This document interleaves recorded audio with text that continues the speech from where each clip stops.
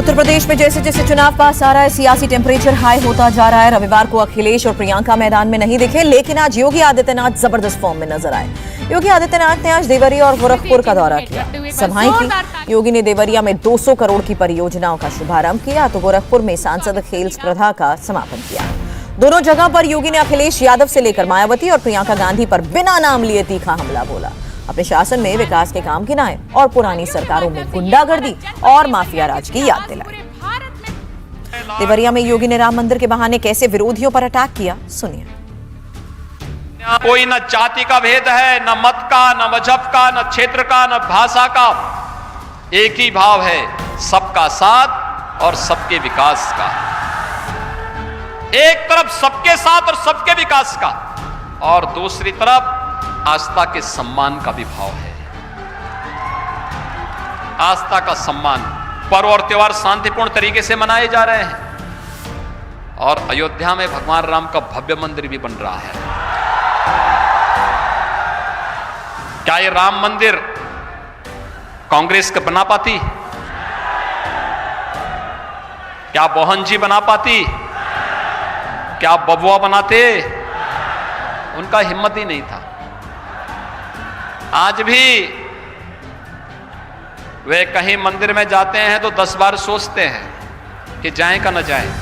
असदुद्दीन ओवैसी आज यूपी के बलरामपुर में थे और बलरामपुर तराई का इलाका है, नेपाल से सटा है, मगर इस इलाके की सियासत में मुस्लिम वोट 40% है। ये वोट बैंक ही हर पार्टी को बलरामपुर ले जाता है। मगर शनिवार को योगी आदित्यनाथ भी बलरामपुर में थे। एक दिन बाद ही ओवैसी भी पहुंच गए।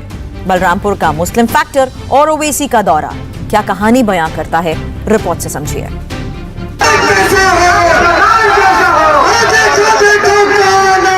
आपको इस तरह के विधायक और एमपी की जरूरत है।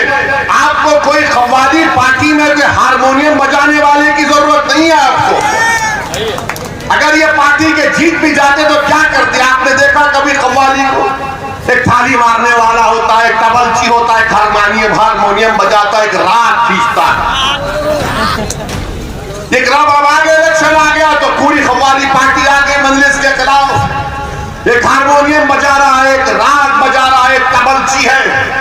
अरे तुम जो काम कर रहे हो, मैं मंजलिस के मुखालिफिन से कह रहा हूं, अरे तुम तो उस तवायफ से भी बदतर हो। कम से कम वो अपना पेट काटने के लिए करके तुम तो कौम का मुस्तकबिल बर्बाद कर रहे हो। AIMIM के सदर जनाब असदुद्दीन ओवैसी, मुस्लिम नुमाइंदगी नारा दे रहे ओवैसी, सेक्युलर सियासत का भंडाफोड़ करते घूम रहे ओवैसी इतवार को यूपी के बलरामपुर में थे। बलरामपुर नेपाल बॉर्डर से सटा है, लिहाजा एक सेंसिटिव जिला है। बलरामपुर में ओवैसी क्या बोले, पहले इसका एक मुजाहिरा कीजिए, फिर इस सीट का सियासी गणित समझाएंगे। मुसलमानों को खास तौर से ये कहा जाता है कि सेकुलरिज्म को बचाना है, सेकुलरिज्म को बचाना है। मैं इनसे पूछना चाहता हूं, क्या सेकुलरिज्म को बचाना सिर्फ भारत के मुसलमानों की जिम्मेदारी है? क्या सेकुलरिज्म को बचाना हिंदुओं की जिम्मेदारी नहीं है? क्या सेकुलरिज्म को बचाना 9% यादवों की नहीं है? 9% यादव है और 2-2 मर्तबा उनका मुख्यमंत्री बन जाता है। क्या सेकुलरिज्म को बचाना हमारे दलित भाइयों की जिम्मेदारी नहीं है? क्या सेकुलरिज्म को बचाना हमारे ओबीसी भाइयों की जिम्मेदारी नहीं है? क्यों नहीं ये सब लोग मिलकर इनसे कहते हैं कि सेकुलरिज्म को बचाओ, मगर सेकुलरिज्म को बचाना सिर्फ मुसलमानों के गले में जिम्मेदारी डाल दी जाती है। हमारे गले में सांप डाल दिया जाता है और हम इस सांप से बचाने की अपने आप को कोशिश करते हैं। ये सांप हमको ही डसता है, उनको नहीं डसता। हम बर्बाद होकर रह गए। 60 साल भारत के मुसलमानों ने सेकुलरिज्म के नाम पर इन तमाम नाम निहाद सेकुलर पार्टियों को वोट दिया। बताओ क्या हासिल किया आपने? बताओ मुसलमानों, बताओ आपने क्या हासिल किया? बलरामपुर यूपी की वो सीट है जो संघ खेमे की सियासत में शुरुआत से अहम रही है। जी हां, इस सीट से 2 बार जीतकर अटल बिहारी वाजपेयी संसद में गए। 1957 और 1967 में अटल जी ने बलरामपुर का नेतृत्व किया। 1977 में जनसंघ के नानाजी देशमुख ने इस सीट की अगुवाई की। दोनों ही नेताओं को भारत रत्न मिला। 5 साल में बीजेपी ने। सवाल है कि असदुद्दीन ओवैसी की पसंदीदा सीटों में बलरामपुर क्यों आया? तो आइए पहले इस सीट की डेमोग्राफी बताते हैं, बाकी आप खुद समझ जाएंगे। बलरामपुर की 60% के करीब आबादी हिंदू है, 40% के करीब मुसलमान। 60/40 का ये गणित बलरामपुर की सियासत का अंदरूनी खेला है। ओवैसी कहते जरूर हैं कि वो देश के संविधान के मुताबिक चलते हैं, मगर सच्चाई ये है कि वो भी सेक्युलर सियासत को कोसते हुए मुस्लिम एजेंडे पर ही चलते हैं। उत्तर प्रदेश में सिर्फ 2% मुसलमान ग्रेजुएट होते हैं, सिर्फ 2%। उत्तर प्रदेश में सबसे ज्यादा बच्चे और बच्चियां स्कूल के बाहर मुसलमान हैं। कौन इसका जिम्मेदार है? ओवैसी जिम्मेदार है। कौन जिम्मेदार है इसका? इसका जिम्मेदार आप है, क्योंकि आपको धोखा दिया गया। आपको हर चुनाव में आकर कहा गया कि जिंदगी और मौत की बात है, सेकुलरिज्म का मामला है, मुसलमानों एक होकर कभी समाजवादी को दे दो, कभी बीएसपी को दे दो। मुसलमानों इस चुनाव में तुमको एक होना है, अपने लिए, अपने मुस्तकबिल के लिए, अपने नौजवानों के मुस्तकबिल के लिए। आपने हमेशा वोट दिया इन पार्टियों को, मगर क्या तुमने कभी वोट दिया अपने आप को? क्या तुमने कामी वोट दिया अपनी तरक्की के लिए, अपने बच्चों के स्कूल के लिए, उतरौला में एक रेलवे की लाइन के लिए, उतरौला में स्कूल और पॉलिटेक्निक के लिए, उतरौला में चीनी के मिल में कीमतों को दिलाने के लिए? यही बात मैं आपसे अर्ज करने आया हूं कि आपको अपने वोट का सही इस्तेमाल करना है। डरने और घबराने की जरूरत नहीं है।